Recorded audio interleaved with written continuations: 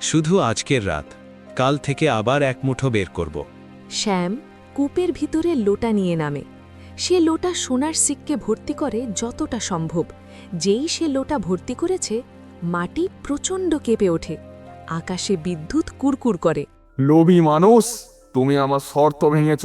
তুমি তোমার প্রতিজ্ঞাকে সোনার কয়েকটা সিক্কের জন্য বিক্রি করে দিয়েছ। তুমি তোমার তৃপ্তির অপমান করেছ। এখন তুমি আমার শক্তির সঠিক রূপ দেখবে। শ্যাম ভয় কাঁপতে থাকে। তার হাত থেকে লোটা ছিটকে পড়ে। লোটা মাটিতে পড়ে এবং লোটার সমস্ত সিক্কে তৎক্ষণাৎ দুর্গন্ধযুক্ত বাদামি পাথরে পরিণত হয়।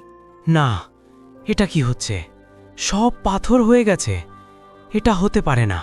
হঠাৎ কূপের ভিতরের পানি ফুটতে থাকে। সোনার সিক্কের জায়গায় কাদা, নোংরা ছাই এবং বিষাক্ত মাটি দ্রুত বাইরে ছিটকে বেরোতে থাকে। তার নতুন বাড়ি হঠাৎ জঙ্গল আর বিধ্বস্ত অবস্থায় দেখতে লাগে। তার সমস্ত ক্ষেতের মাটি অনুর্বর এবং শক্ত হয়ে যায়। না, এটা হতে পারে না। হে ভগবান, এটা কি হয়েছে? এটা অভিশাপ।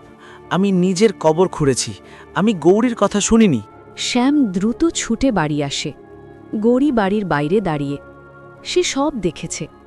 পুরো বাড়ি কাদায় মাখামাখি। গৌরীর চোখে এখন অশ্রু নেই, শুধু এক গভীর স্থির হতাশা ছিল।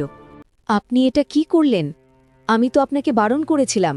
আপনি আপনার লোভে আমাদের আবার সেই জায়গায় ফিরিয়ে নিয়ে এলেন যেখান থেকে আমরা শুরু করেছিলাম। আমাদের সব কিছু চলে গেল। আমাকে ক্ষমা করো গৌরী।